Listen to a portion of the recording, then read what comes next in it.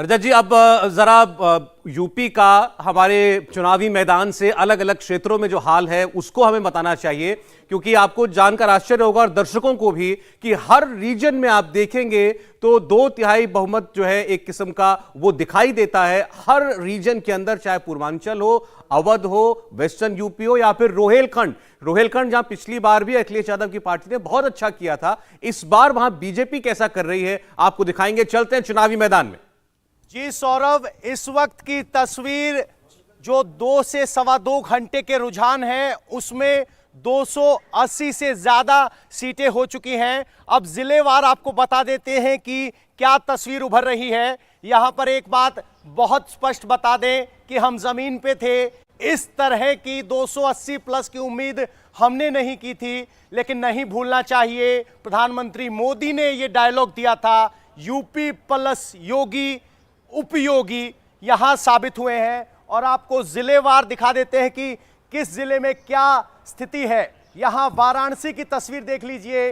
वाराणसी में कहा जा रहा था कि 4 सीटें बीजेपी के लिए मुश्किल हो सकती हैं, लेकिन यहां वाराणसी, लखनऊ में बीजेपी के पास 7 सीटें इस वक्त हैं। समाजवादी पार्टी सिर्फ 2 सीटें लखनऊ में जीत पाई है, यह कहा गया है। और अगर आप देखेंगे तो 9 सीटें प्रयागराज में बीजेपी को आगे बढ़त है, तो 3 सीटों के पास समाजवादी पार्टी है। गाजीपुर, जहां मुस्लिम मतदाता बाहुल्य है, वहां भी 6 सीटें बीजेपी को मिल रही हैं। बीजेपी यूपी में बम्पर सीट। रायबरेली की अगर बात हम कर रहे हैं, जरा हम तो देखते हैं कि रायबरेली में क्या तस्वीर उभर कर सामने आ रही है। रायबरेली में 3 सीटों पर सभा आगे है। गाजियाबाद की बात करें तो गाजियाबाद में 4 सीटों पर बीजेपी आपको यहां आगे दिखाई दे रही है। समाजवादी पार्टी सिर्फ 1 सीट पर, रामपुर में सिर्फ 1, बाकी सीटों पर समाजवादी पार्टी आगे है। यानी ये रोहिलखंड का वो इलाका, समाजवादी पार्टी यहां कम से कम आगे है 4 सीटें। मैनपुरी 2 सीटें बीजेपी के पास। यादव लैंड या कहें कि यादवों का गढ़ कहा जाता है, वहां समाजवादी पार्टी के पास 2 हैं, तो बराबरी का मुकाबला है। गढ़ वाली स्थिति नहीं दिख रही है।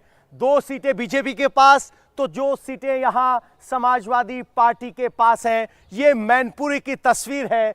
और जब सुबह रजत जी बात कर रहे थे तो नीतीश चंद्रा थे जो उन्होंने सबसे पहले कहा था कि जात पात की दीवार टूट रही है। हमारे मन में तब भी शंका थी। मथुरा में सिर्फ 1 सीट समाजवादी पार्टी के पास। मऊ में 3 सीटें हैं बीजेपी के पास और समाजवादी पार्टी के पास मऊ में सिर्फ 1 सीट है। तो कुल मिलाकर 2/3 सीटें जिलेवार मिल रही हैं। कासगंज में 2 सीटें बीजेपी के पास हैं, तो समाजवादी पार्टी के पास सिर्फ 1 सीट है। यानी हर जिले में 2/3 की तस्वीर। मेरठ 6 की 6 सीटें मेरठ में बीजेपी के पास है, उनमें से सिर्फ 1 सीट समाजवादी पार्टी को मिल पाई है। और यहां बीजेपी प्रचंड बहुमत की तरफ रिपीट कर रही है। और जब आमने सामने का मुकाबला था जिसमें अखिलेश और योगी के बीच चुनाव होना था, तो जनता ने योगी को चुना है, तो योगी का चेहरा भी बड़ी बात है। मुजफ्फरनगर में 6 की 6 सीटें बीजेपी के पास।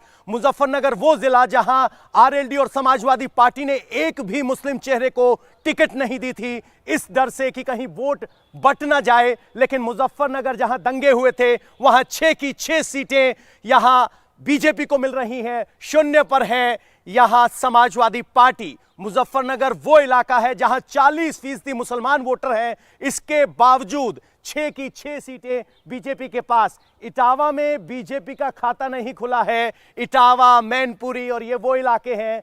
यहां एटा में बीजेपी के पास 2 हैं। एटा में खाता खुला है बीजेपी का, अभी तक कह सकते हैं, और समाजवादी पार्टी का 2। तो एटा में बराबरी का मुकाबला है। देवरिया, जहां देवरिया में पिछली बार भी इसी तरह की जीत मिली थी, 7 की 7 सीटें थी, अब की बार फिर 7 की 7 सीटें बीजेपी रिपीट कर रही है। बुलंदशहर की बात कर लेते हैं, 5 सीटें बीजेपी के पास और समाजवादी पार्टी के पास देखते कितने होंगे। बुलंदशहर में समाजवादी पार्टी के पास सिर्फ 2 सीटें। बरेली बड़ा सेंटर, 9 की 9 सीटें बरेली की यहां बीजेपी के पास है, समाजवादी पार्टी 0। आगरा में जरूर नुकसान हुआ है, 6 सीटें हैं यहां आगरा में, और समाजवादी पार्टी को यहां 3 सीटें मिली हैं। पिछली बार 9 की 9 सीटें यहां देखा जाए तो बीजेपी के पास थी।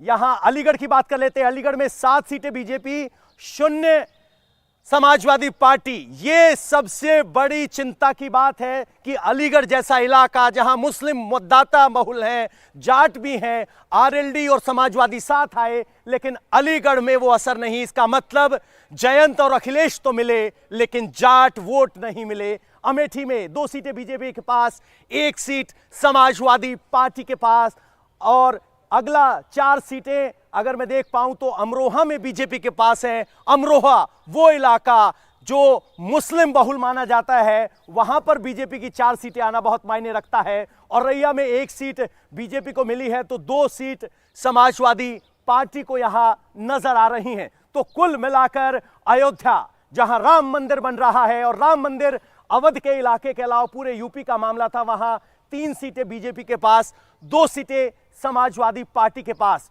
और आजमगढ़ जहां से अखिलेश के लड़ने की चर्चा थी, करहल लौट गए। वजह आपके स्क्रीन पर, 6 सीटें आजमगढ़ में बीजेपी जीत रही है, 3 सीटें समाजवादी पार्टी जीत रही है। यानी आजमगढ़ में एमवाई से काम नहीं चल रहा है। बदायूं में बीजेपी के पास 5 सीटें हैं और समाजवादी पार्टी के पास सिर्फ 1 सीट बदायूं में मिली है। तो बम्पर सीटें जिलेवार मिल रही हैं।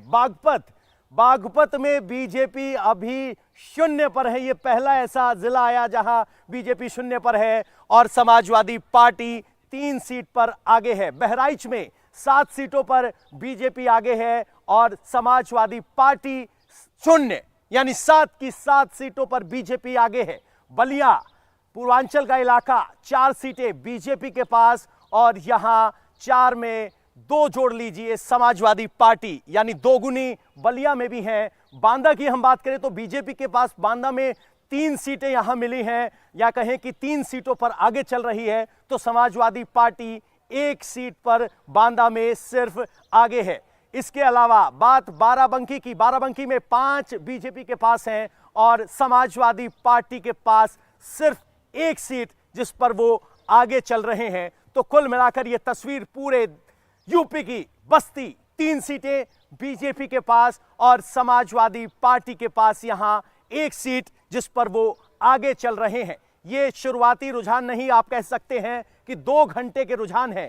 फर्रुखाबाद में बीजेपी 4 सीटों पर आगे है और यहां फर्रुखाबाद में समाजवादी पार्टी 0 पर है। तो कुल मिलाकर यहां उत्तर प्रदेश में योगी बीजेपी के लिए, उत्तर प्रदेश के लिए उपयोगी साबित हो रहे हैं।